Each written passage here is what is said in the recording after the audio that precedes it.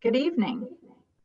Welcome to Ask the Expert, the fourth and final webinar in the four-part series presented by the Baltimore County Human Trafficking Workgroup.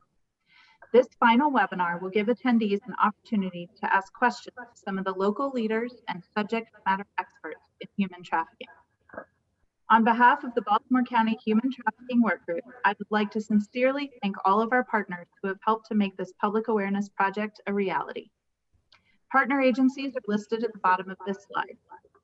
Members of each of these agencies comprise the Baltimore County Human Trafficking Workgroup and take a collaborative, victim-centered approach to address and respond to human trafficking in our county. A few housekeeping items before we begin. All attendees will be muted to ensure sound quality.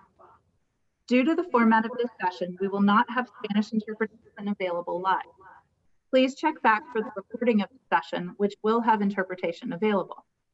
Please utilize the Q&A function at the bottom of your screen to submit your questions, which can be sent anonymously. We will be answering questions submitted in the chat box, as well as pre-submitted questions. I would like to mention that any questions related to specific organizational procedures may or may not be answered. There are some what you might call trade secrets that are not appropriate to release to the public, and this may include questions related to investigative tactics, for example. An evaluation will be available following the session and is completely voluntary, but we would appreciate any feedback you'd like to share with us. Lastly, this webinar will be recorded and archived on the Baltimore County Human Trafficking Workgroup's website for future viewing. If you missed our first three webinars, you can access the recordings on our website at this time. It is now my honor to welcome and introduce the Baltimore County Executive, Johnny Olszewski, who's returning to provide opening remarks for this final session. Welcome, Mr. Olszewski, and thank you for joining us again. Thank you so much, Jennifer. It is an absolute pleasure to be back with you, and I want to thank everyone for joining us again for this critical effort to protect survivors of human trafficking and preventing these horrific crimes from happening in the first place. I can't speak enough about the importance of this work because we want every resident in Baltimore County to know that they deserve to feel safe and secure. And when their lives, any lives, are put in danger, we really must be ready to step up and help both our neighbors and loved ones find safety. And so we know that we must also do more to protect and prevent these abhorrent abductions before they occur. And we know that amid the COVID-19 pandemic, that vulnerabilities and risks of human trafficking have become even greater, and that there have been unique difficulties during these times for survivors of human trafficking as well. So thanks to the work of this group, so many more of our residents are better educated and prepared to be effective advocates for women and for survivors of these crimes. And through these four sessions, I know the Commission has covered a vast amount of information and done a lot to help support and protect victims of human trafficking. This group has really, truly addressed a wide range of topics, including how to identify potential victims, what we can do to prevent trafficking, and how we can all make a difference in our communities. And in Baltimore County, we are taking a holistic approach to address these issues comprehensively, leveraging our relationships with both law enforcement agencies as well as our social services, hospitals, and nonprofit organizations to support this very important mission. So I know that Chief Hyatt and State's Attorney Schellenberger have both been engaged in this series. I want to thank them for their commitment. We're proud to be working as a team alongside all of you to confront this challenge. I know this group has had a broad reach, and over the course of these four webinars that we've seen about 1,000 total registration, which is truly commendable and really speaks to the impact that you all are making. So thank you for the tremendous job that you have done to engage the community and help engage and educate our residents. This is truly critically important work. And so thanks to that work, more of our residents have the resources they need to be stronger advocates, leading to safer neighborhoods and a safe county. So again, I want to thank all of our partners for their dedication to the cause. Thanks to your work, both in this group and also in your careers, you have saved lives and supported residents who need help. I, in particular, want to recognize our partner, Ashley Macri, for her work in this cause as co-chair of this group. And Ashley, in your work at GBMC, you have been a tireless advocate for women and for survivors of human trafficking. I know it's difficult work, and I commend you for your life-saving work in this area. I have a citation actually that I want to virtually present to you this evening.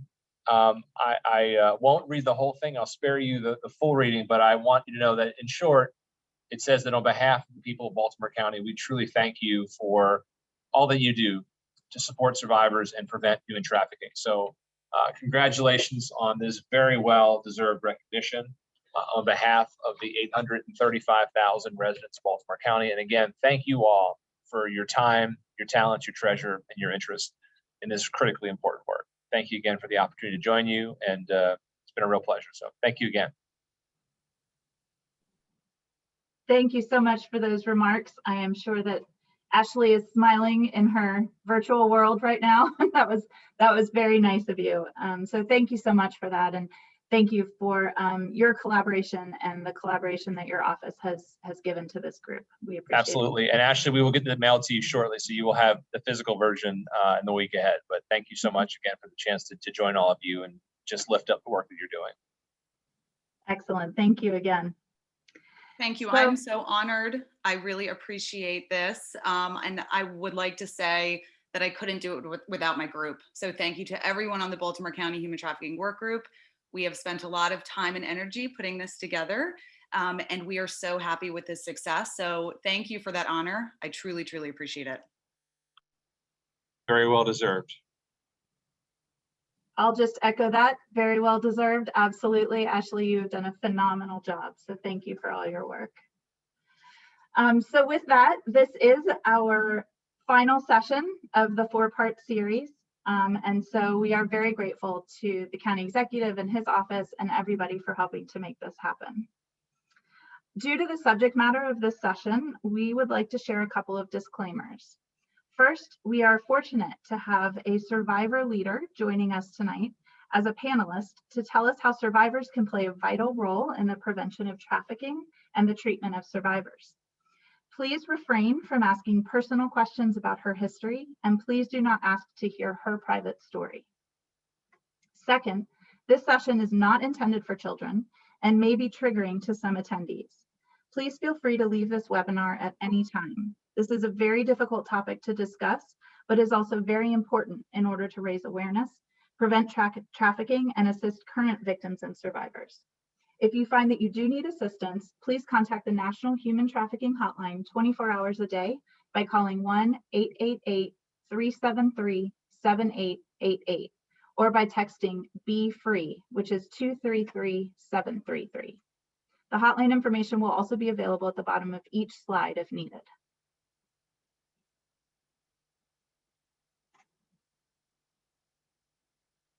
So now for some introductions. My name is Jennifer Stein. I am the Executive Director for CASA, which stands for Court Appointed Special Advocates of Baltimore County. I'm also the Secretary of the Baltimore County Human Trafficking Workgroup and your moderator for this evening's session. One note, in order to protect police undercover work and survivor confidentiality, Detective Blackburn and our guest survivor leader, Kelly Smith, will not have cameras on during the session. I now invite each of the panelists to introduce themselves. Thank you, Jennifer, and thank you everyone for joining us tonight. My name is Stacy Amparo. I am a prosecutor in the Baltimore County State's Attorney's Office. I'm currently assigned to the Sex Offense and Child Abuse Division. As part of that division, I handle the prosecution and assist in the investigation of human trafficking cases in Baltimore County. Good evening, I'm Detective Blackburn with the Baltimore County Police Department. I currently work in the Vice Unit. I'm also assigned to the FBI's Male and Child Exploitation Task Force to recover juveniles. Thank you. Hi, I'm Michelle Delovich. I'm a social worker and supervisor with Baltimore County Department of Social Services and Child Protective Services, specifically sexual abuse, and our unit handles investigations of child human trafficking, and I work within the MDT, and thank you for having me here tonight. Good evening, everyone. I'm Dr. Michael Ford from Baltimore County Public Schools. I work in the Department of School Safety, and I'm one of the safety managers for the system. Good evening, everyone. My name is Amanda Rodriguez. I am the Executive Director of Turnaround. We are a victim service organization located in Baltimore County. We serve victims of sexual violence, human trafficking, and intimate partner violence. By way of quick history, I was a human trafficking prosecutor in the Baltimore County State's Attorney's Office and have gone on to do victim service work for about the last 12 years. So I really appreciate the opportunity to be here tonight with this wonderful group of experts. Hello, my name is Kelly Smith, and I'm a lived experience human trafficking survivor leader. I'm also an educator. I'm a published photographer and an advocate for those survivors coming out of the life and the next wave that will be joining us in freedom. Hi, I'm Dr. Joyce Williams, and I'm a forensic nurse. All of my graduate education has focused on forensic science and injury identification, as well as prevention. My clinical experience ranges from ICU to the emergency department to working in a child advocacy center where children were examined for suspected abuse. Currently, I'm teaching graduate students in the global population health and forensic science. I do serve on the Maryland Human Trafficking Task Force Victim Services Committee, co-chair the medical subcommittee, and work to educate medical providers on identification and protocols to use with trafficked individuals. Additional work includes prevention projects, and I also work on the standards development and guidelines to improve quality and consistency of work in forensic sciences for the organization of scientific area committees. Thank you. Thank you, and welcome to all of our panelists. Stacy, we're going to start with a question to you. Is there a way to find out if there are or were sex trafficking cases in your area similar to the sex offender registry? So while there is no specific registry for human trafficking, the Maryland Sex Offender Registry will contain that information. Essentially, if you are convicted of felony human trafficking in the state of Maryland, it is a registerable offense, which means you will appear on the Sex Offender Registry. So essentially, if you search your area, your neighborhood, you'll be able to find if someone is convicted of human trafficking, it will say under their registry that that is in fact what they were convicted of. Excellent, thank you. Detective Blackburn, what kind of undercover work do you do and how does it help victims? We work in a plainclothes capacity, mostly working on prostitution and massage parlor cases. However, we do gambling as well. And while doing that, we're able to engage with the females and at times some males through either dates or massage parlor investigations. While doing this, it allows us to conduct interviews and to help individuals to identify as victims of trafficking. Thank you. Michelle, this next one is for you. Does child sex trafficking really happen in Baltimore County? And if so, what types of situations are typically seen? It absolutely does happen in Baltimore County. A lot of what we are seeing is online and facilitated folks being propositioned through apps and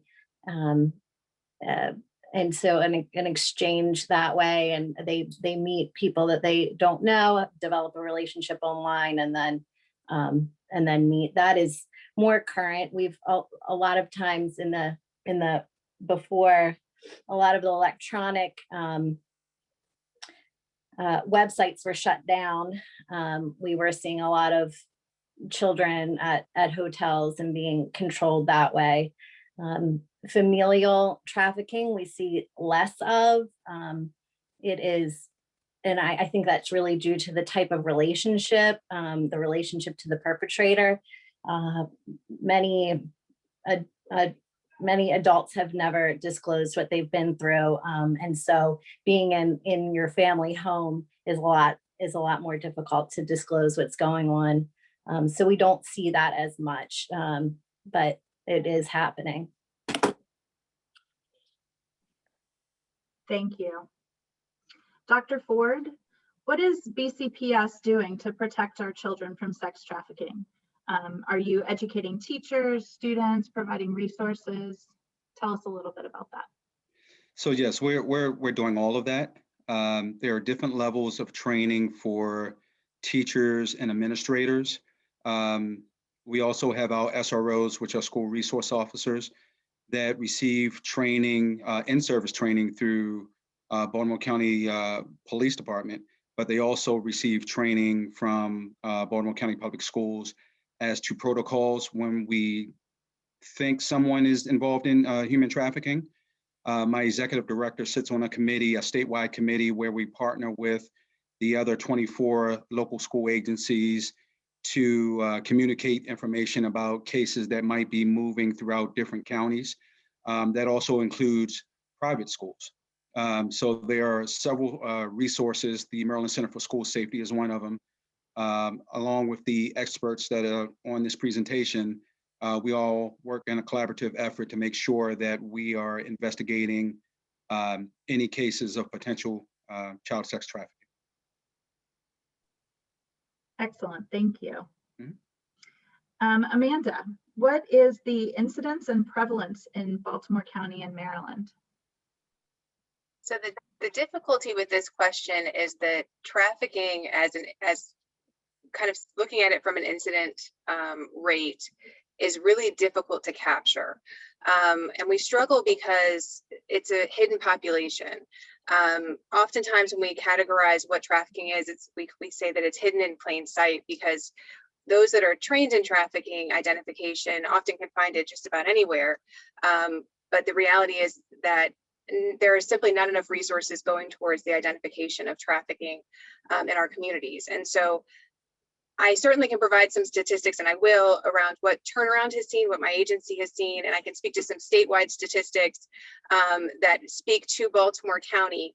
But unfortunately, statistics on prevalence rates are really difficult. And as a movement, we've been trying to get closer and closer to figuring out just how to capture this information. It's a really great question, and it's something that I really hope in the future that we're going to be able to do. Even from a statewide perspective, we've been looking at how do we capture that information.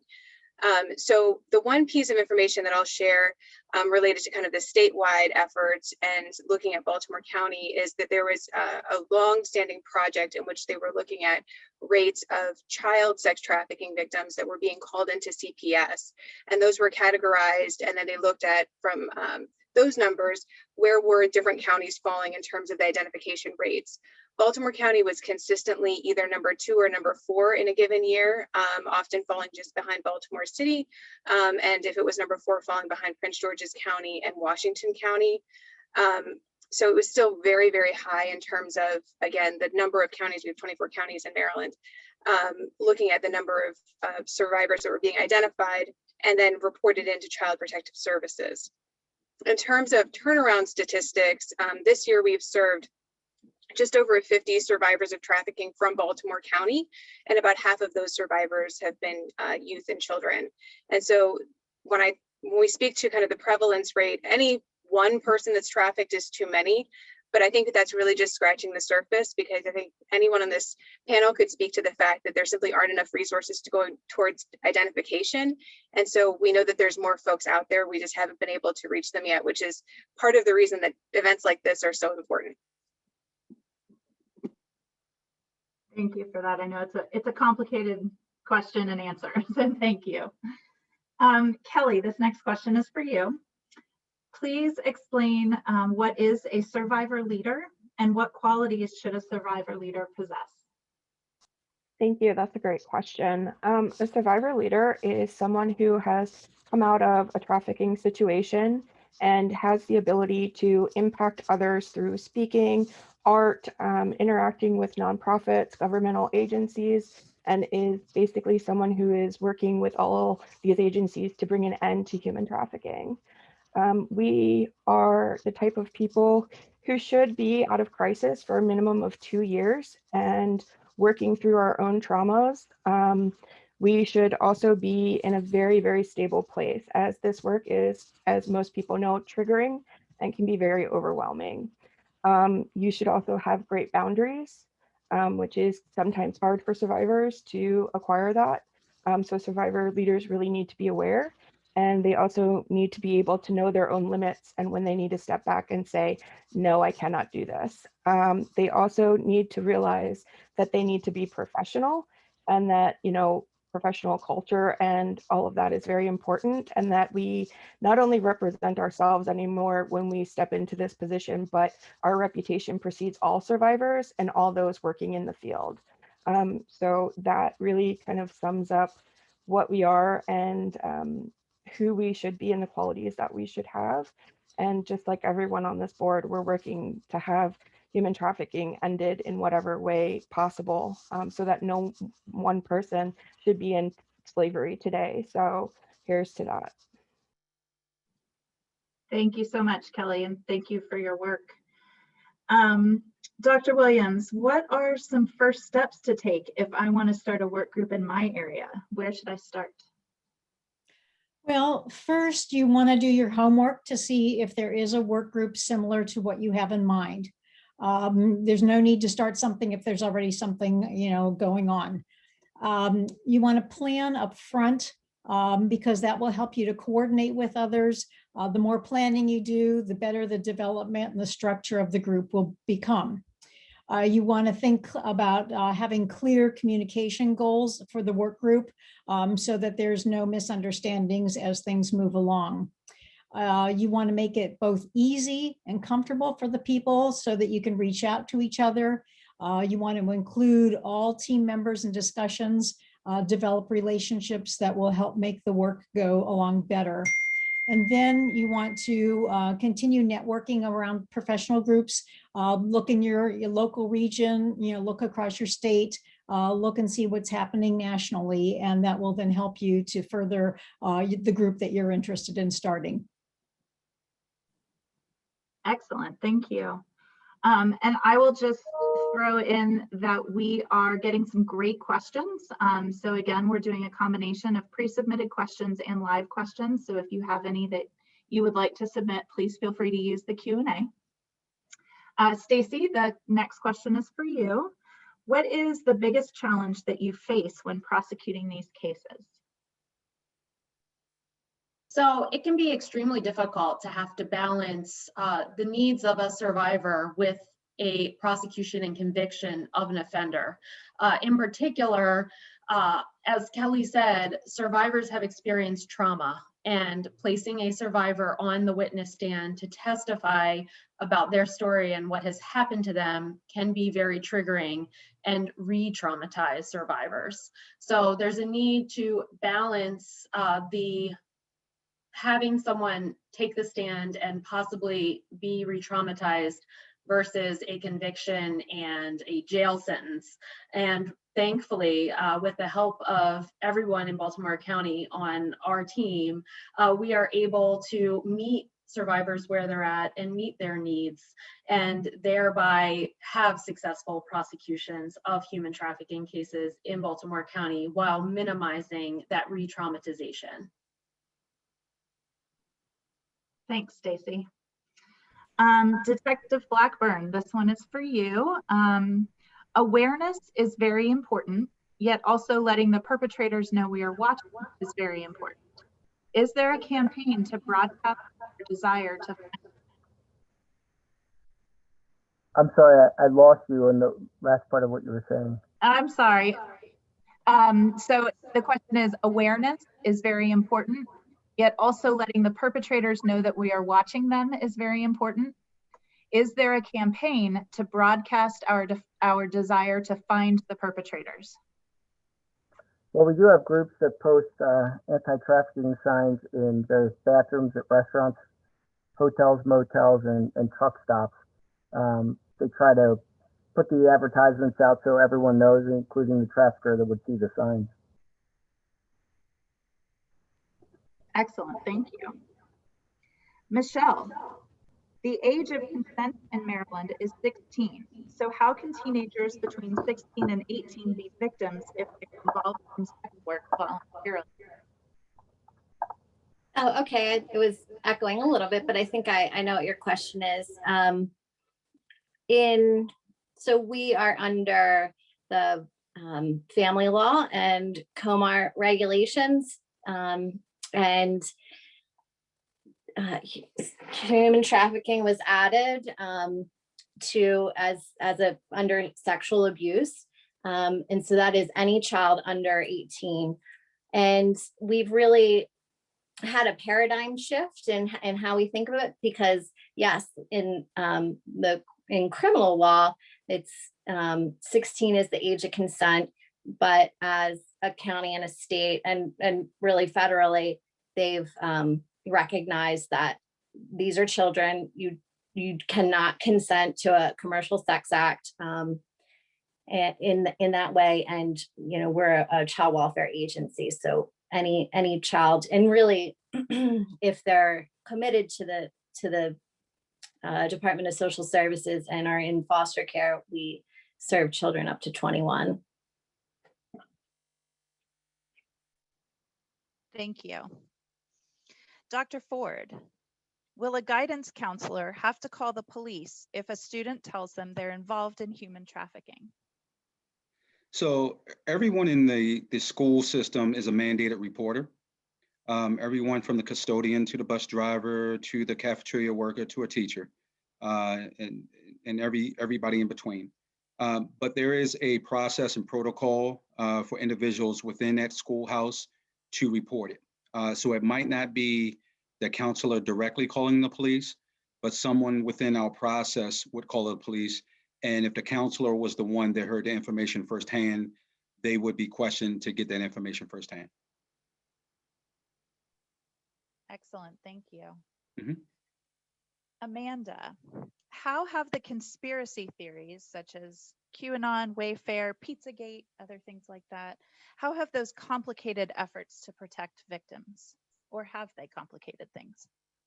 It's a really good question. And they have. The reality is when we start painting trafficking into something that it's not, it diverts attention from what it is. And so, just like the movie Taken, which has become kind of the nemesis of the anti-trafficking movement, that's not what it looks like. And so when we start saying this is what it is, it's white vans in the city, or it's, some of these other theories that are flying around, you're looking for white vans. You're not looking for the child who is potentially being trafficked, who has warning signs and right in front of you.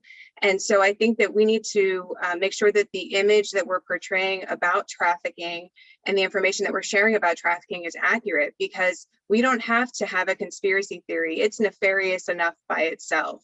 These are some of the worst in terms of criminals. And so when we start having conversations and trying to make it darker or seemingly more underground than it is, it's not. Trafficking survivors are walking around every day and likely in your community. And so I think that we need to just, again, call a spade and make sure that our community is ready and willing to identify and assist survivors when faced with that challenge. Excellent, thank you for that. Kelly, why is it inappropriate to ask a survivor leader about specific details of their experiences and traumas, whether it be in a personal or a workplace situation? I think you're asking that's really important. When you're a survivor leader and people are focusing on the details of your trauma and asking you that, it sets you up for a feeling of a shift in power dynamic. Here's someone who's wanting something from you. That's very traumatic. And that piece is really your own. It's not to share with anyone just because they're asking. It's your choice to share that information. So digging into someone's trauma, a lot of times it's not about the victim, it's about wanting to know details, and it's not in the best interest of the survivor leader. In a personal situation, especially in a work situation, whether you have people on your board or advocates or whoever you're working with, like I said before, it can change the power dynamic.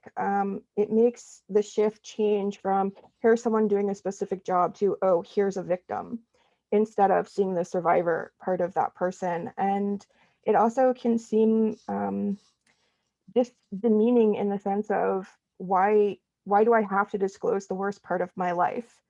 You know, the things that were so traumatic and so horrific that I don't want to share them with myself most times, so much less to share them with anyone else. And there's a sense of our own issues that we carry with it that aren't things that we want to come up with a work professional or a coworker or anyone else. I mean, that's really, it's such a private thing for people, and it's really their own to own and not share with anyone else unless they so choose to do. And personally, most of us would rather not unless it's in the process of healing. And that's really where we need to focus with survivor leaders, is in the healing process and where that can take us and bring us, not focusing on the actual details, but also too learning from survivors what made them in the position to be targeted and brought into trafficking. Those two are the important facts to look at, not at the minute details in the middle. So that's kind of where we are.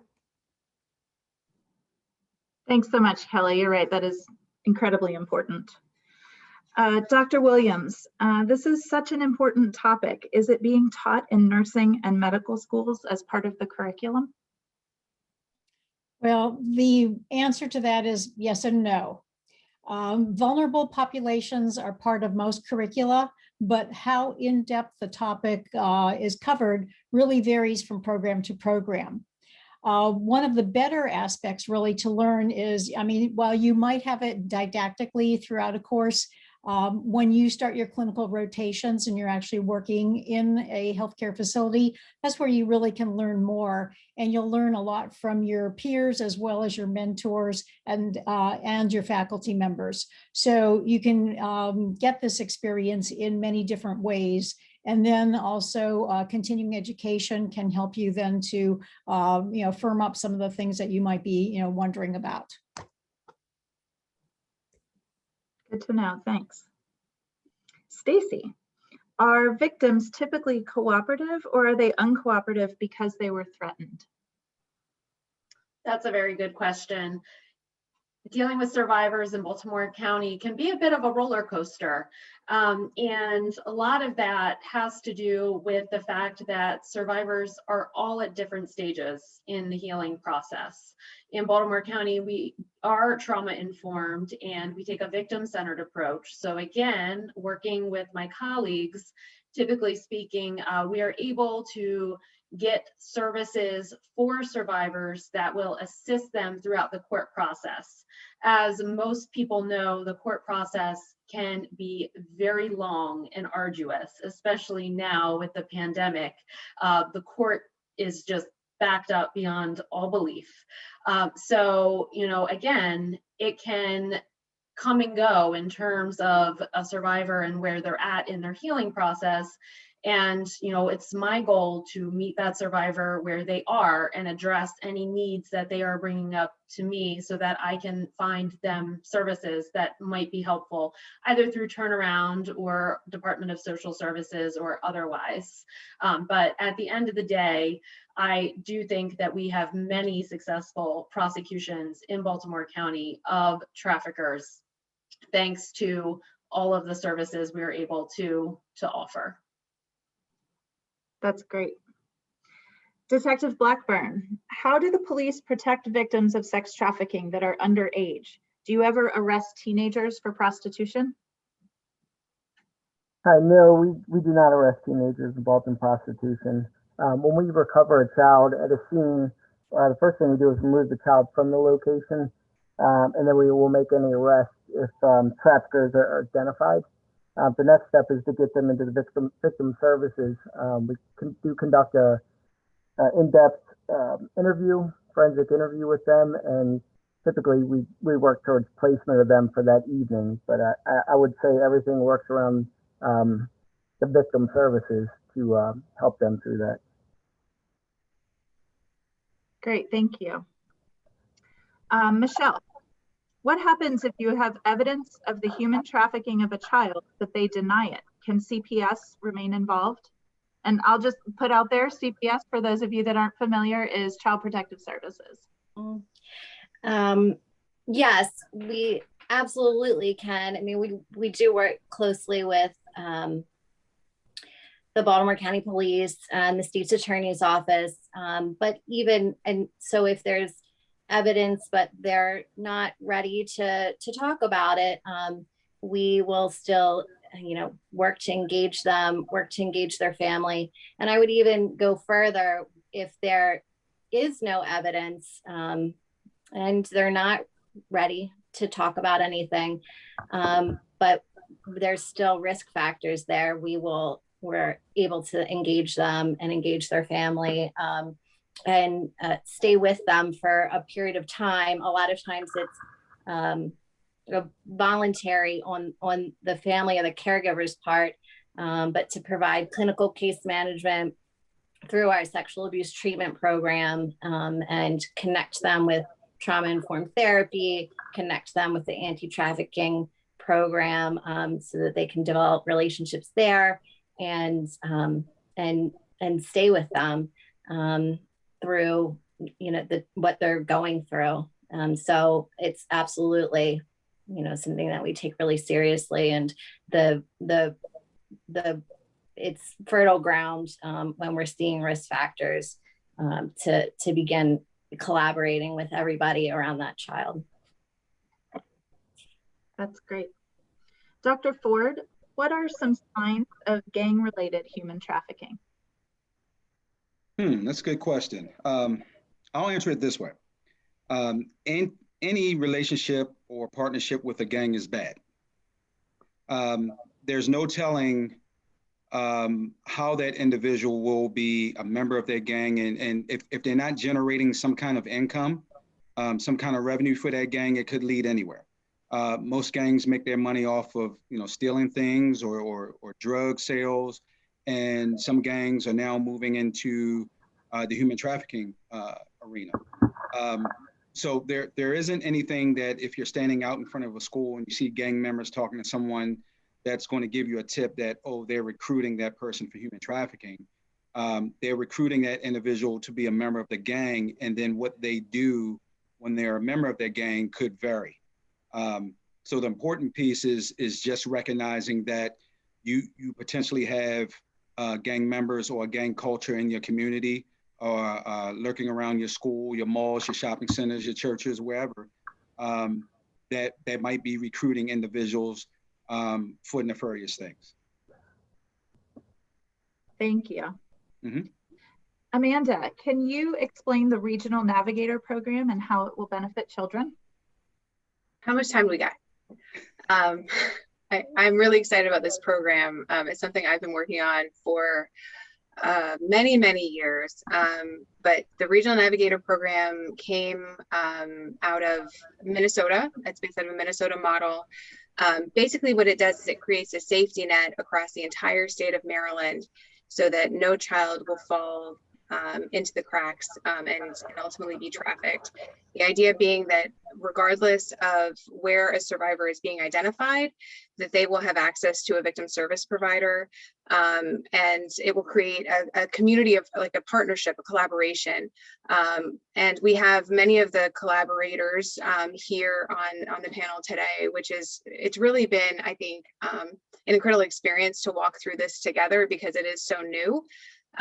But the idea is really that more kids will be identified. There will be, like I said before, we're just scratching the surface. We know that there's more both adults and youth out there that simply don't have access to services. And so we want to make sure that they do have access to services.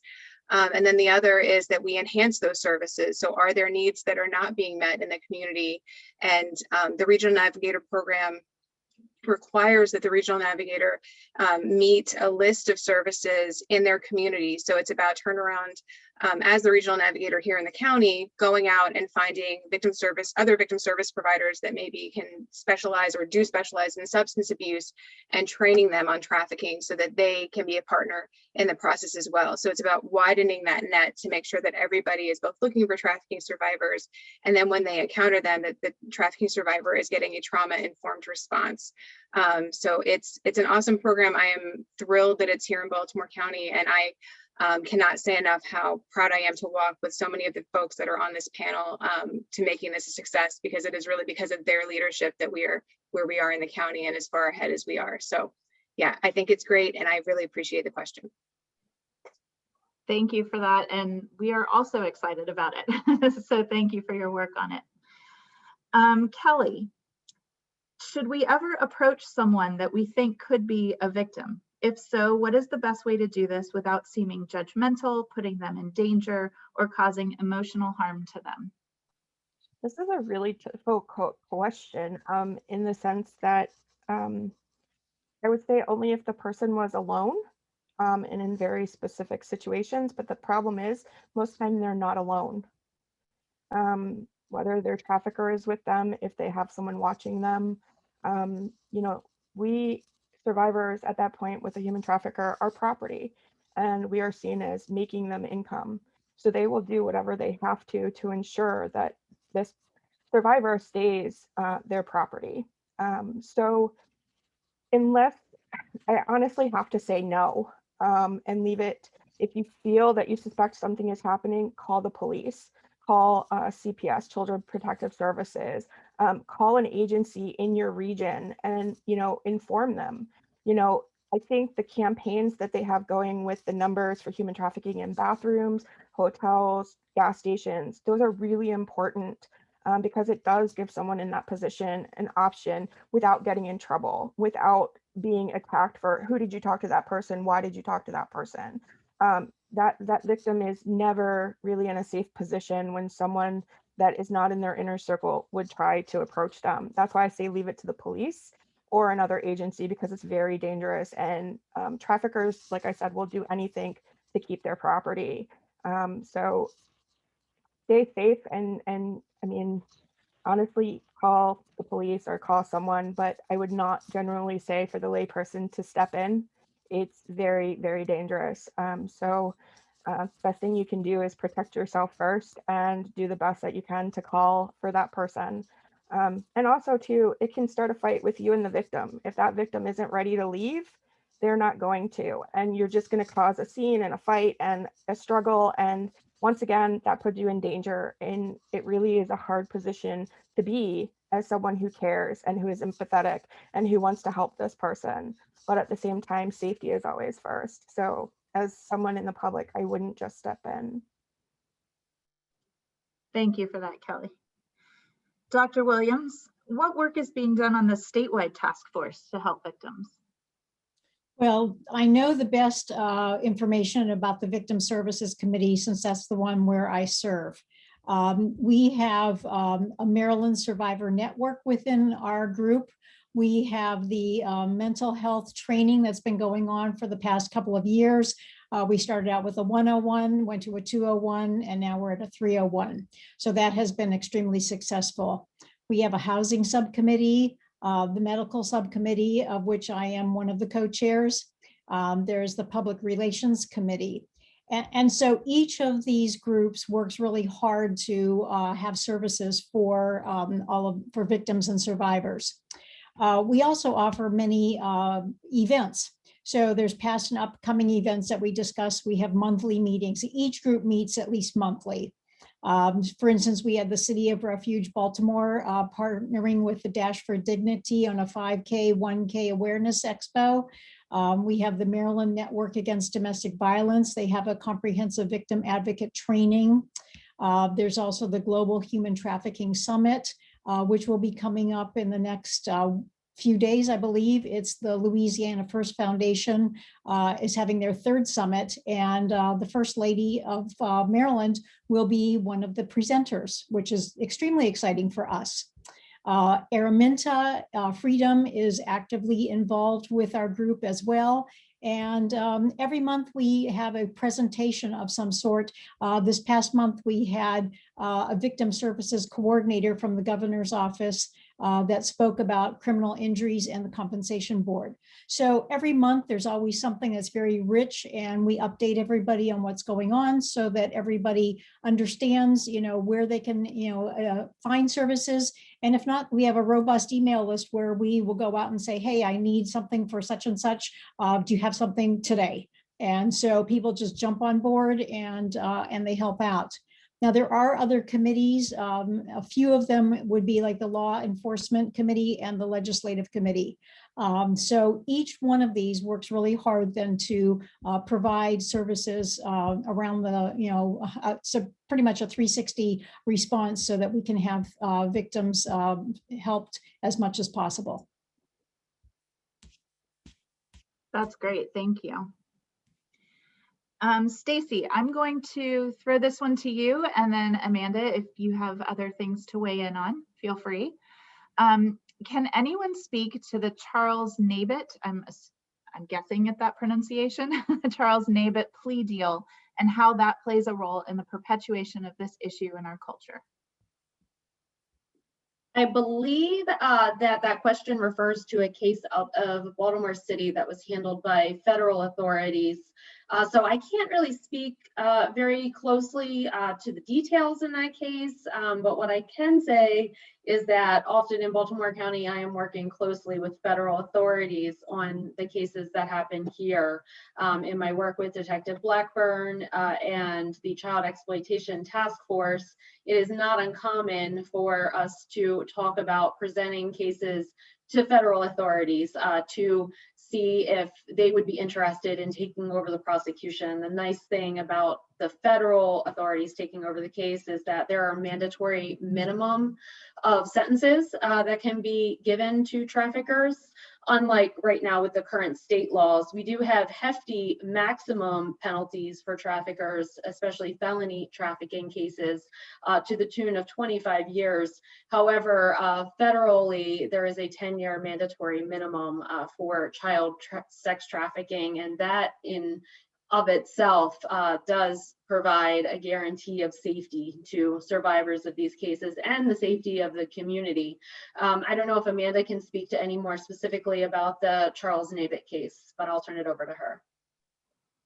Yeah, I appreciate the way that Stacy laid that out, because she, I think she did a good job of kind of comparing the state and the federal law. I just read over the plea deal. And I think that I can actually touch back on one of the things that I said earlier about, trafficking, actually how it presents and what a trafficking victim looks like, and the importance of identifying that as opposed to maybe some of these conspiracy theories. So in the case involving Mr. Nabit, he was essentially trafficking, or at least engaging in sex work and sexual he was engaging in prostitution. He was purchasing sex from individuals who had substance abuse disorders. One of the realities of trafficking is that individuals who are trafficked often turn to substance as a means of self-soothing. Like, so they turn to substance as a means of really trying to numb themselves to the experiences that they're being forced to engage in. So on one side, it is a recruitment tool. Individuals that are already addicted to illicit substances, it's easy for traffickers to take advantage of them. And on the flip side, they often are given substances or begin taking substances because they want to become numb to what's happening, because it is so traumatizing. And so Mr. Nabit took advantage of at least 7, I believe, individuals based on the plea deal. And the maximum penalty that he's going to face is 10 years in jail. And there was at least a 3-year period of time in which he was trafficking folks. So I think the impact on the trafficking world is this is not unusual. I think from my perspective, this feels a little bit like a slap on the wrist for someone that has clearly victimized a already highly vulnerable group of individuals for an extended period of time. And so I think it just shows that there's some additional work to be done in terms of education on the impact of trafficking on individuals and on our community. And plea deals happen not just because not just because the case necessarily doesn't rise to the level of the worst kinds of trafficking, you know, child trafficking or otherwise, but it may be because the evidence was weak or something like that. So I can't certainly speak to the plea deal itself and why those decisions were made, but I can say, you know, we need to make sure that we're really painting again the picture of trafficking for what it is. And this, to me, even though you may be facing someone who is addicted to a substance, that doesn't mean that the stigma of those things, of that lifestyle, should be the cause for someone to be looked down on or to not be seen as a victim. Thank you both for that. Detective Blackburn, where in Baltimore County are you seeing this? And if you could tell us both, maybe if you have a geographical answer, and also if you have an answer that relates to like hotels or on the street or places. A majority of our investigations are through websites, which lead us to hotels and motels. It's really all over the county. There is quite a bit of the smaller motels on Route 40 that we seem to be a lot. There's also a street track down in Dundalk where girls walk on the Dundalk Avenue down there. We work on that. And then sometimes through massage parlor investigations. But there's not really one area that, other than 40, that's bigger than anything else in our county. Thank you. Michelle, with Child Protective Services, what type of trafficking do you normally see for minor victims? They mentioned family members as a trafficker, or non-family members, or even no trafficker at all. Mm-hmm. Yeah, I talked a little bit about that in the first question, but a lot of the reports that we receive come from the schools, and then directly from the police when they're involved in an investigation.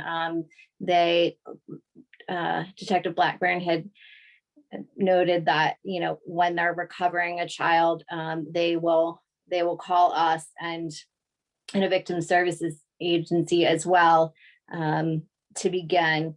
So a lot is, you know, facilitated and starts online. A lot of situations that we're seeing are where children are lured in through apps that they're engaging in, and then meeting people in the community, and they've developed relations over, you know, it could be months, or it could be a short period of time. And then our the children in foster care are particularly vulnerable. So we see a lot of situations where we're worried about, is this child engaging in commercial sex, and then begin an investigation or a service through there. And so, and what I had said earlier, the relation in trafficking that's facilitated in families, we do not, unfortunately, see a lot of that. I've talked to survivors that are able to talk about their trauma later and what they endured in their home around being trafficked. But this is a lot of times years and months later, because the relationship really impacts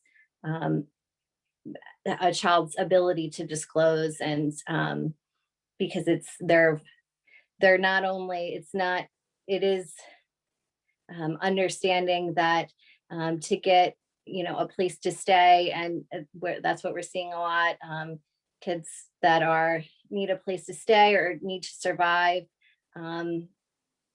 engaging, but when it is within your home, and that is what you know, it's really difficult. So that is very rare that we have that disclosure from a child. Thank you so much for that.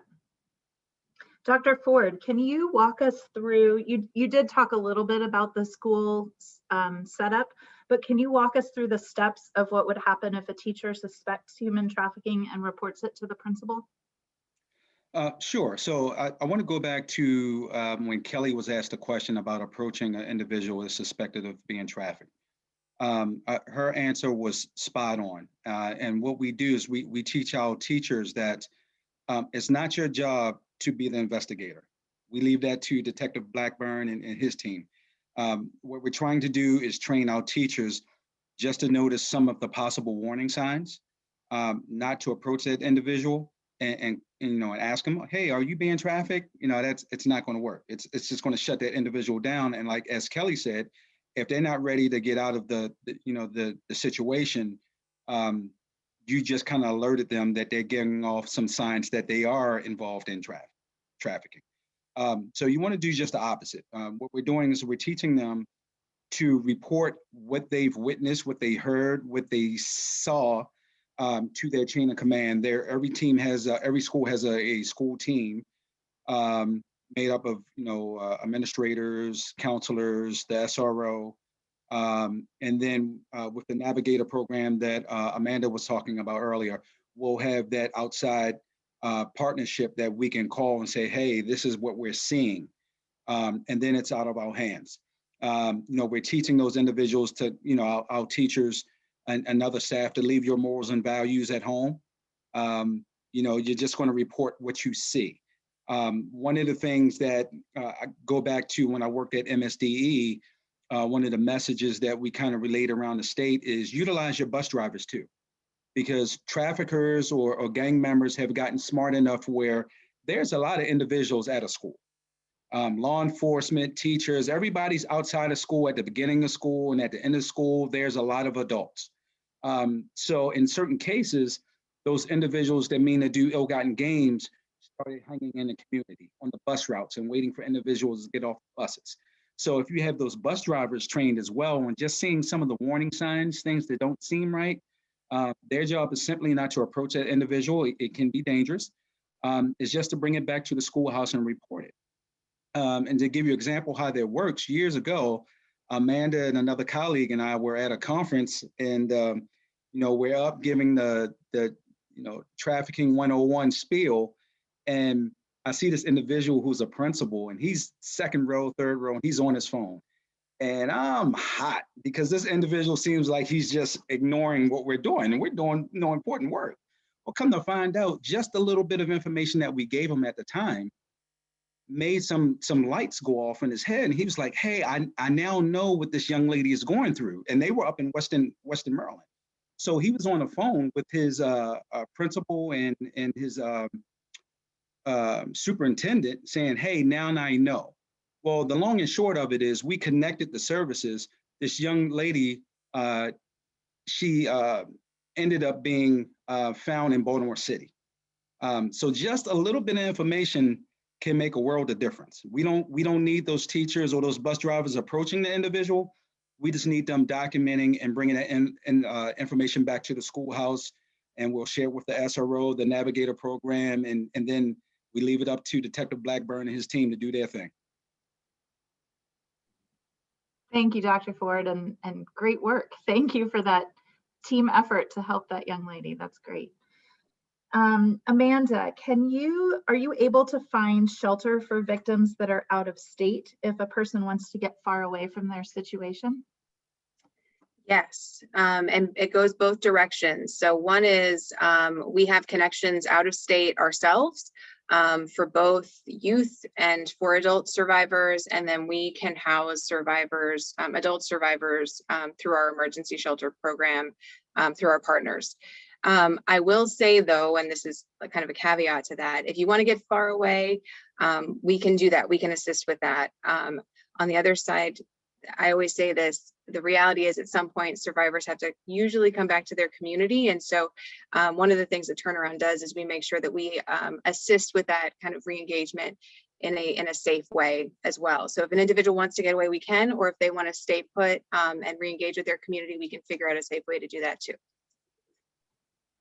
Great, thanks. Kelly, what is the importance of having survivor leaders in various positions with nonprofits and governmental agencies? Thanks. It's important to have survivor leaders in nonprofits and government agencies because we are the experts on the topic. We are the survivors. We know what will help us, what won't, what campaigns to use, what the bonds are between a trafficker and a survivor. We understand the fear, the terror of what a victim or a survivor has gone through. And as your best weapon against ending human trafficking, it is using survivors. So having them in nonprofits helps with being speakers and mentors and all that. And in governmental agencies, we can help forward in, where research goes, where tax dollars go that would actually help us versus hinder our recovery. We really are the best resource out there, is us survivor leaders who are willing to put ourselves on the line to fight the injustice of, what human trafficking does to a human being. It steals you of your dignity. It steals you of your worth. It steals you of so many things that take so much hard work to get back. And the way we can do that is by helping other survivors, being stewards to the next wave of survivors coming out of this. And that's really, what we want, is to help the next person get out, because for so many of us, it took so much strength and endurance and just will to make it through and to get out and then to be successful and stable and to reclaim our lives. We want to give that back. And we want to be useful, and we want to be seen as an individual that is capable and that we are not our past. And so that's where a lot of us stand. That's great. Thank you. Detective Blackburn, we heard a little bit about some of the conspiracy theories, and someone even mentioned the white van thing that we've all heard about. But I know that that is something that people still see in their heads as the picture of this. So the question is, are the rumors about the white vans stealing children for sex trafficking true? And is this happening in Baltimore County? I would say no. It's certainly not in the county. However, I'm not sure what the person who asked the question is referring to. We did have an instance about a month ago in Woodlawn, where there was a guy in a van who tried to lure juvenile females into his van. He did it twice in the same day, and that's being investigated by detectives, just not through our unit, as it's not believed to be human trafficking at this time. Great, thank you. Dr. Williams. Oh, I'm sorry, I'm on the wrong page. Stacy, this one's for you, and I'll come back to Dr. Williams. Stacy, are you able to prosecute human trafficking cases if the victim is not cooperative? I know you spoke a little bit about how you work with victims, but if someone is not cooperative, are you still able to move forward? So there have been occasions in Baltimore County where we have prosecuted cases with other evidence. That evidence might include phone records. It might include text messages. It might include things that were seized from a hotel room. It might be tracing the path of money through the trafficker's hands. So there are creative ways to go about prosecuting a case without a victim. However, there is nothing as compelling to a jury as a victim and what they have survived. So while we can do it, we prefer to be able to move forward with a victim. Thanks. And Dr. Williams, sorry to skip you. Dr. Williams, can you talk about why medical exams for trafficking victims and survivors are important and how victims can seek health care? Sure. Victims come for medical care because they have a particular need. And this can be a little bit different for children, and I'll get into that in a minute. Reasons that they might come would be for maybe an infection, could be a drug problem. It might be mental health services such as depression. We had one that even came because of a diabetic emergency. So there's really no one set way that they come. It's a variety of ways. I have to think about what we take for granted is not available to them. So they just can't go to their primary care or to even, sometimes, the emergency room or urgent care, because sometimes they just can't get there.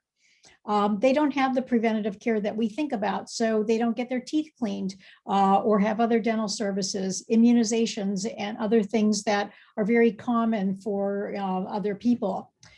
Even if they don't have a particular complaint, such with a child, I'll get back to that, is that having a medical exam and just telling them that they are okay physically is just so comforting for them. When I worked with children, this was just so important to let them know that, they could ask you anything. It didn't have to do with why they thought they were there. They just might want to know, are they really normal for whatever reason? So medical care really does play an important role. Coming to the emergency department, a lot of hospitals now are sort of changing and have where you can go straight to the forensic unit as opposed to having to go through an emergency department, but it depends on the facility in the area of where you live and work. So you can go though, but for most of them, they're not seeing, a single family practice person, but those individuals are trained to be able to work with victims should that occur. So most of the time, I would say they're coming into a hospital and are being seen in a forensic unit. Thank you. Detective Blackburn, the questioner says, I heard that some victims of sex trafficking are arrested. Is this true? Is this to protect them, or is this Maryland law? Well, I would say yes, at times, just because they don't identify as a victim or we don't know that they're a victim. However, through the investigation, it's determined that they are a victim. We do not arrest them. And again, we try to get them into victim services to start getting help for them. Thank you. That's great. Jennifer? Oh, I'm sorry. Go ahead. I'm sorry. Can I jump in here too? Absolutely. There's two other protections just in law for trafficking survivors who ultimately are charged with prostitution, and now even more broadly, some other crimes that we know traffickers also force their victims to commit. And so there is a affirmative defense in the prostitution statute in Maryland that allows for a survivor, if it gets all the way, if it gets past Detective Blackburn and that he does not know that the survivor that's sitting across from him is a survivor of trafficking, and the person is charged with trafficking or charged with prostitution, and it gets all the way to a trial, they can assert an affirmative defense saying that they are a trafficking victim, and that is a defense to prostitution. In the state of Maryland, so ultimately they should be found not guilty if the judge finds that that's compelling. The other, or the jury, the other is vacatur, which is a law that allows for survivors of trafficking to vacate or wipe away their convictions if they are convicted of a crime. They're low-level offenses. Prostitution is one of them, but also holding or possessing drugs. There's some driving offenses that are included in there. I believe petty theft is one of them, like theft under $100. I think squatting is one, so breaking and entering in a vacant building or in a garage. So if those crimes were committed and it is because the victim was forced to do so by their trafficker as a direct result of trafficking, they can have those convictions wiped away from their record as well. Great, thanks for adding that. Michelle, what are some practical ways that we can protect our children? When should we start talking to them about this type of danger? Mm-hmm.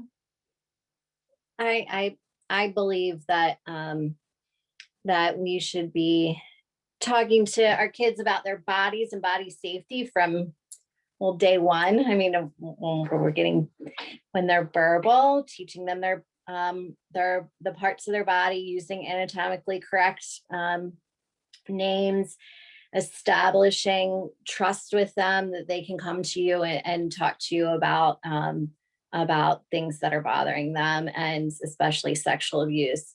And then as they mature, talking to them about social media, about not sharing personal information on the internet, about not accepting social media requests from people that they don't know, or that may even be friends of their friends that they don't know. Talking to them about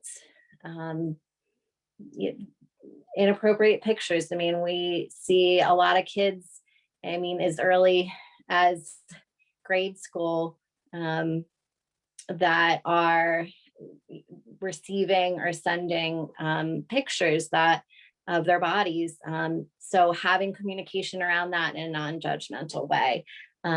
It's, as parents, it is virtually impossible to monitor all their cell phone use or online activity, but we have to be really diligent. And I feel like, just having that conversation of it's around being safe. If your kids have been a victim of physical or sexual abuse, getting them trauma-informed treatment early on, and then as they mature, talk to them about what trafficking is, and in a way that we're not scaring them or putting that part of that fear onto them. I mean, we can acknowledge it within ourselves, but just to have those open communications, knowing where your kids are, knowing their friends and new people, and people that may be taking an unusual interest in your kid. And yeah, just monitor their activities as much as possible, but keeping that communication, being curious about them, I think is so important. And talking to them about values, but not in an overly judgmental way. It's about safety and their future. And so those are places that you can begin. That's great, thank you. Dr. Ford, do you conduct any system-wide debriefings if a child is found to be involved in human trafficking at one of the BCPS schools? It depends on the severity of the case.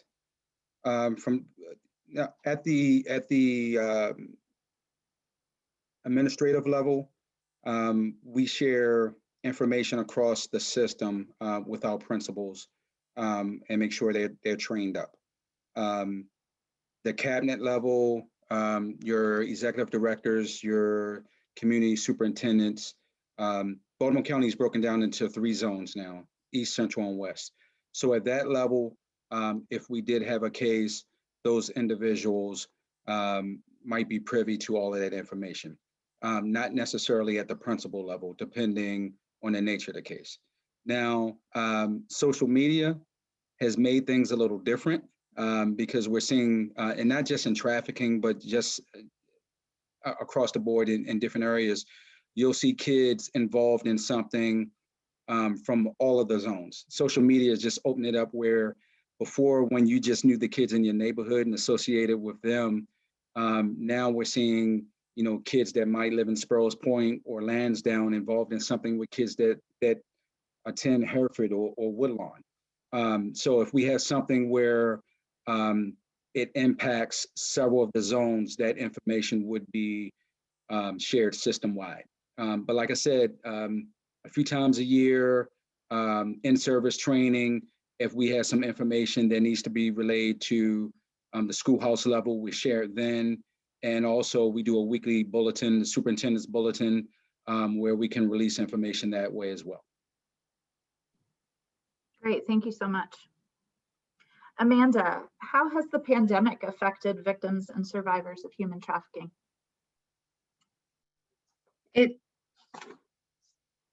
It's been an interesting experience as a victim service provider working with trafficking survivors during the pandemic. What we're seeing is increased violence across the board with the 3 victimizations that we serve. We serve human trafficking victims, our survivors, survivors of intimate partner violence, and survivors of sexual violence. So increased violence across the board. The numbers are interesting for us as well. I was actually discussing this earlier with Detective Blackburn. The adult survivors, we're seeing less of them. And I think that is in part because I believe what is happening is the economic struggles have caused more individuals to have to go back into the life, unfortunately. But we are seeing significantly more child victims That doesn't mean that I believe that there are more children being trafficked. I think more children are getting access to us. And so I think that hopefully with some of the other things that are happening, and with, as everybody starts to open up more, that adult survivors will also be able to gain access to services at the same rate at which they were coming in earlier. But the things that are concerning to us are obviously the increased violence, which is really significant. And we are seeing a lot of folks that are losing their jobs and losing access to their housing. So we're, I think that from my perspective, that I think the unfortunate thing is that COVID is, let me back up. The unfortunate thing is that traffickers target vulnerabilities. And unfortunately, as a result of the pandemic and as the result of COVID, those vulnerabilities have just been exacerbated. I think that's, without providing a lot more kind of like context in terms of going into the drilling down into the data, I think that that's kind of the overview of the way that it's impacted the survivors that we've seen, that we touch, on a daily basis. Thanks. I think that's a good way to put it in terms of the vulnerabilities and how they've been exacerbated. Thank you for that. Kelly, can you talk a little bit about why or the need for survivor leaders to be respected as experts with lived experience, particularly despite anything that may be in their past that may stick with them? Sure.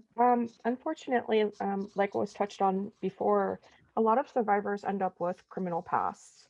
And depending on what state you live in and where it was committed, sometimes those vacatures or expungements aren't available to survivors. So you have to look at a state-by-state basis. And so unfortunately, when a survivor leader says, hey, I'm an expert with lived experience because I've survived trafficking, some people don't respect that because they have this criminal history, and it's not within the community of social workers and doctors and all of that. It's employers and people who are looking for references and trying to go to grad school, or trying to better your life. And unfortunately, as a survivor, you're stuck with this piece of your past that is just a noose. And unfortunately, it needs to be put in a federal perspective that these crimes need to be expunged. They need to be taken off survivors' records so that they can truly be free of human trafficking, because it's a constant reminder every day. And unfortunately, like I've said, we are the experts in that we've lived through it. We've experienced the damage and the pain, and we've come out on the other side stronger and more resilient. And, we are just on principle need to be respected on what we've gone through and the traumas we've experienced. So, anything that you can do to bolster and support a survivor, whether they're in leadership or in crisis recovery, or they've gone back into the life, they need to be respected. It's a hard choice. It's a hard life. And like Amanda said, the pandemic has made it really hard for a lot of survivors to either get out of the life or they've gone back into the life. And, there's no shame in that, because unfortunately, a lot of survivors go back because they don't have any other choices, or they feel they have no choices. Even though agencies are there, support is there, you still believe that you are not worthy of reaching out and asking for that help and that support. So overcoming that in survivor leaders, survivors, victims, knowing that they have a support team that is going to be with them and that is going to respect them and their story, and not go after them or blame them. Victim blaming still happens a lot, despite the change in victim focused support. But unfortunately, that's a constant of feeling you're going to be judged or blamed. So treading lightly and just showing the utmost respect for a survivor, because they literally have lost pieces of their soul, and they have done things and they've had to push aside their morals and values just to survive. And to get that back and to feel strong enough to actually interact with the world again, takes so much strength and courage, and just to know that here is somebody who can help you better and fix a problem that is so prevalent that people don't understand. And, Michelle touched a little bit on familial trafficking. It is such a huge problem and it is so underreported. And, for me, I know from personal experience, that was my experience. And it started there, but unfortunately that left me um, in the claws of other predators along my way and through my life. And you need to really talk about that and with children and survivors, because they don't realize how it sets them up to be victimized again and again and again. And that's really important to look at and recognize and talk about, because most people don't, and they don't want to look at how it affects, a survivor for the rest of their lives. So having respect for what the path that a survivor is taking is just the nicest and most humane thing you can do. So from, this survivor, just being here tonight is proof that, there is respect and that there is support for us survivors who are willing to put ourselves out there and to talk and to explain where things need to change. So thank you for having me here, and I appreciate the opportunity to speak and support myself and other survivors. So thank you. Thank you, Kelly, and we truly appreciate having you here to share your perspective and spend your time with us tonight. So thank you so much for that. Dr. Williams, could you discuss what is trauma-informed care and why this can make a difference for working with trafficking victims and survivors? Sure. This is an extremely important concept that everyone should understand. It means that you're going to treat everyone sensitively. You want to help them to be more comfortable with whomever they're talking with, whether it's anyone here on this team or if they're seeking medical care. You have to remember that victims have survived a complex trauma, and Kelly was very upfront in talking to us about that. But healthcare providers in particular can assist in the first stages of both physical and emotional healing if they use a trauma-informed approach. It certainly sounds like that happens in the school system. We know CPS uses that, the attorney. So everyone here is really on board and they understand that well. What it does is you impart a sense of calm, some security and safety, which will help increase the confidence and helps them to feel less in distress. One of the important aspects is also to not re-traumatize them, because they've already handled maybe sometimes more almost than they can imagine. And so if you say things that are belittling, that only adds more to their experience. So the first point of contact is the time when you have to create a plan to keep them safe and avoid that secondary trauma.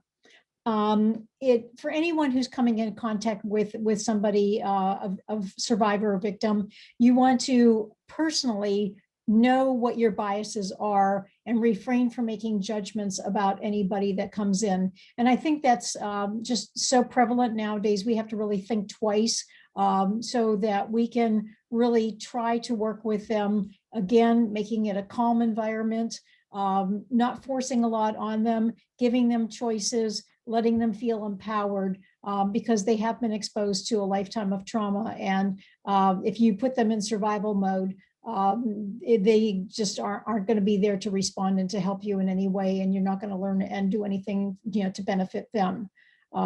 So that's it in a short. There's so much more that we could talk about, but that at least gives you the essence of what you want to think about for trauma-informed care. Excellent, thank you. Stacy, are you able to help with providing protection to human trafficking victims if they're involved in a prosecution? So the short answer is yes. Our office does have resources, including and up to relocation for survivors. However, working with our partner agencies, we're also able usually to place survivors through one of those partner agencies. So, we have lots of options when it comes to the safety of survivors. That is obviously our number one priority in terms of prosecuting a case is to make sure that the survivor is safe. And we also have victim advocates in the Office of the State's Attorney that will frequently reach out to survivors during the course of a pending case, so that we can check in and make sure that everything is going okay and that they haven't received any threats. Because again, in the world that we live in today with social media, it is not uncommon for those threats to come to survivors. And unless somebody tells us, we can't help the situation. Thanks so much for that. So we are getting close to our closing time. So we're going to finish with one final question. Any questions that we did not get to, we will do our best to provide those in writing to you. Our final question is for Michelle. What can we do as citizens to notice signs of victims and to be proactive about reporting to Child Protective Services or law enforcement? Thanks, and anybody can jump in, especially Amanda on this one. The number to call Child Protective Services in Baltimore County is 410-887-TIME, 410-887-TIME to report anything that that is concerning for child trafficking, or if you have suspicions. And I think Dr. Ford talked a lot about how his staff is trained on signs. Really, it's if you see something, say something. Where is there an older boyfriend? Is our kids coming up with a lot of money that is unexplained, or Uber rides that, really, where are they paying for this from? Tattoos, and being running away a lot. How do they take care of themselves while they're gone? Where did they stay? And really, those conversations need to be very gentle if you're having one with a youth that but trying to understand it and be curious. And I think a lot of times, if you have a gut feeling, like Dr. Ford said, you do not have to investigate it. If it comes through, there's no wrong door. If the police are called, we're going to be informed, and as well as turnaround and the regional navigator. And so either agency you call, but certainly if you have concerns or suspicions, call 410-887-TIME. Because we are able to, we don't have to have any evidence or specific disclosure to start engaging with a youth and their family. Thanks so much. Does anybody have anything that they want to add to that, or any closing remarks that you'd like to give?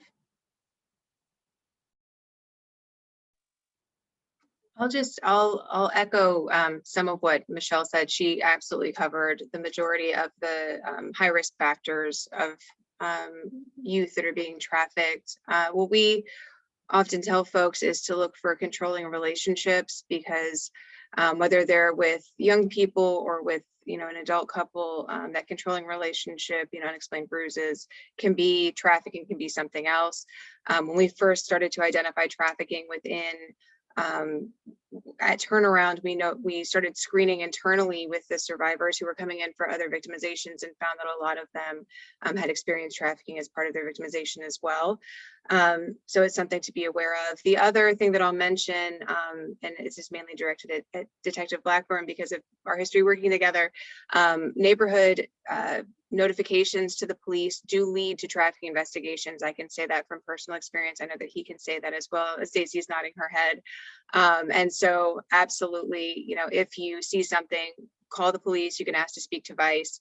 The other is, if you want or just have questions, you can absolutely call, Michelle and CPS. Turnaround also has a 24/7 hotline that you're welcome to call.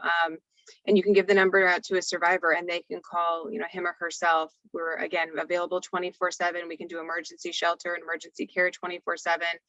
The number is 443-279-0379. And I really appreciate everyone's time this evening. It's a really important topic. And I know that, again, once you've been trained, it's hard not to see it. So I appreciate gaining the awareness. Thanks so much. So that concludes our panel.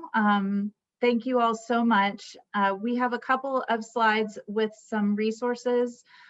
These are national resources, the National Human Trafficking Hotline and the National Center for Missing and Exploited Children. They both have lines that you can call or text.